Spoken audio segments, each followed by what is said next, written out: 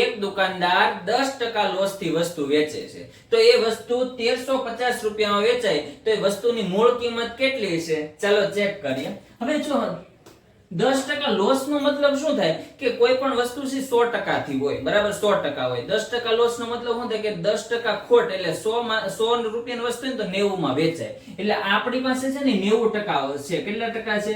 90% છે, બરાબર. તો 90% એ 1350 રૂપિયા મૂળ કિંમત શોધવાની છે, એટલે 100% શોધવાનું છે, બરાબર. તો મારે 100% શોધવા માટે હું અહીંયા શું કરી, ક્રોસ ગુણાકાર કરીશ.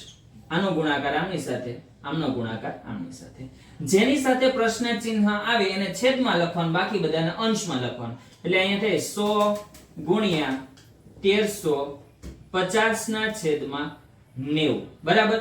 0 થી 0 કટ થાય. હવે જો 15 નવા 135, 15 નવા 135, 15 ગુણ્યા 100 કરો એટલે જવાબ આવે 1500. કેટલા રૂપિયા આવે?